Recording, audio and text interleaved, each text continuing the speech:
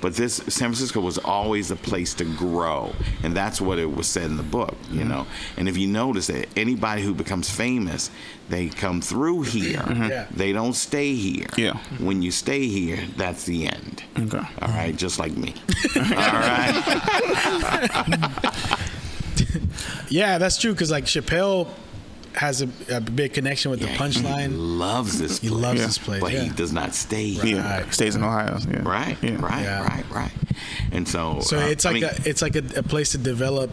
It's like a dojo. Right. In fact, when I first started doing comedy and I was going to comedy clubs in the South, they go like, how come the comedians from San Francisco are so goddamn funny, you know? And I here's my thing. Every city has an image, okay? Like New York City, they think people are mean. Right. But people aren't mean. It's just move so fast, you ain't got time to bullshit. Get out of the way. Right. Yeah. Like, I'm trying to do my stuff. Here, or in San Francisco, the image is that it's really open and accepting and friendly. We love everyone. Yes, that is the image. But you know what? There's no black in the rainbow. That's the clip. Yes. Anyway, these perfect. These motherfuckers, man. When I first got here, right, about 31 years ago, these motherfuckers was not happy with me. And they really pushed me. And thank God they pushed me aside because that made me develop my own thing. Okay. You understand?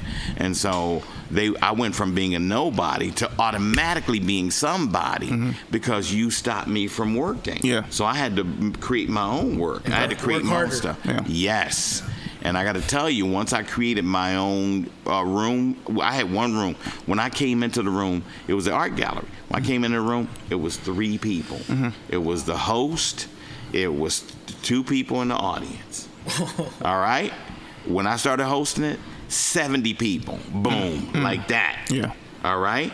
And then I started bringing people in and they were pushing off and helping them develop and stuff like that.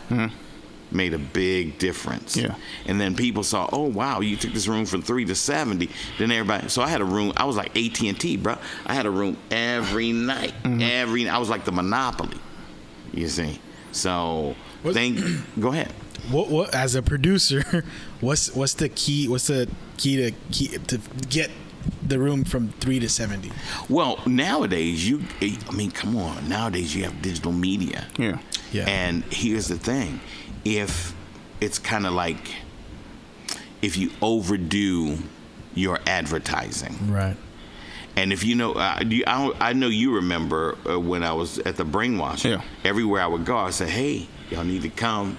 To the Brainwash. Yeah. Everywhere I went, no matter where I went, and radar. that place was always packed. Yeah. On Thursdays, which was the initial night that it started, we would have 50 comics performing. Wow. So it was like 3 minutes nonstop. Boom, boom, boom. 3 minutes each? 3 minutes each, baby. Someone told me that he went to the Brainwash once, took a nap, woke up, still wasn't his turn. Exactly. That happened to me a few times. Exactly. Because here's the deal. It started 8 to 10. Then it went 7 to 10.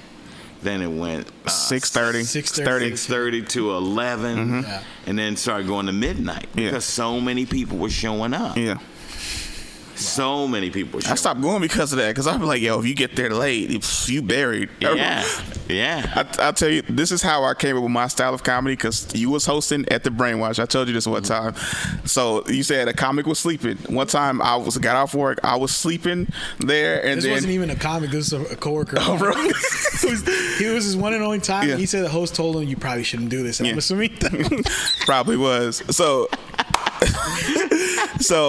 he was like, okay, so the next brother we got coming up, and I was like kind of coming up out of my sleep. I think it's sleeping right now in front of me, and I was like, and he was like, now I'm gonna put 2 people up before and stuff. I'm like, I got mad because I've been waiting so damn long. Cause I think it was 9:30. I got there like probably at 5:45 or something, because that's what around signups. And he was like, no, brother, I want you to wake up so you can be sharp, review your jokes real quick. I don't want to just put you up on stage, right?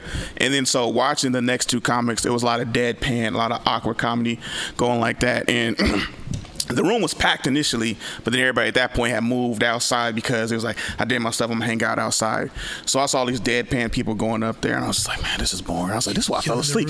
Right? I was like, this is why I fell asleep, because everybody's killing the room. So I went up there with a lot of energy. I was like, yo, what's up, y'all? How y'all doing? And I did really well. And so much so everybody outside looking to start coming in the room and stuff like that. And then after that, he was like, there you go, brother. He was like, that's why I waited to put you up later. And then that's hilarious to me. And then after that, I realized, okay, everybody else is going to like this emo awkward phase. I'm gonna bring a ton of energy when I come to stage, and it's always funny because I'm a bigger dude, so you don't expect energy. And then that's literally my style from then on. And people put me on shows. They're like, okay, Corday, this person killing the room. I need you up right now. Like a couple of us will be later in the show, so then that became my style, and it was thanks to him putting me up later. There you go, beautiful. That's beautiful. Yes, and that's so important. Because like as I produce shows, you need like guys that are, I call them pipe bombs in the middle of, because the two guys will kind of bring it down, even though it's funny, but they're just the energy. And then you need like, you know, Brian likes to do that whenever he does my shows. Throw me in the middle. Like they're killing it right now. Like, exactly. And just to wake up everybody. I used to be back in the olden days, we used to call that a rigger. Okay. Rigger. A rigger, someone to rig the room. Okay. Because I remember I'd be like on shows and I'd just be there chilling. I'm like, hey, if this person bombed, you could put me up next. Just I'm gonna let you know I can bring the room back up. So the people start like, hey, they was okay, Corday, like, hey, you like, okay, we got 7 comics. I'm gonna put you up 5th, like before the feature, before like the headliner. But if these first 2 people bomb, you going 3rd. Like, I was like, so just be ready. I was like, all right, I'm gonna be right. I'm gonna be either at the bar chilling or I'm gonna be outside just to get some air or something like that. So if you need me, I'll be right outside. So all of a sudden, I'm chilling. I'm talking to somebody outside. Corday, you next. 2 minutes. I come back in, bring the room back up. And on, like what you just shared, like you said you teach stand up. Yeah, I teach a class. Where in San Francisco? Yeah, well, whoever wants. I just they contact me, one-on-one session. Yeah. Can you believe the Voice Party has had merch this whole time and we neglected to tell anybody? T-shirts, hoodies, bath mats, wall clocks, throw pillows, even mini skirts. We will throw our logo on absolutely anything. Click the link in the description below and pick you up some Voice Party merch today.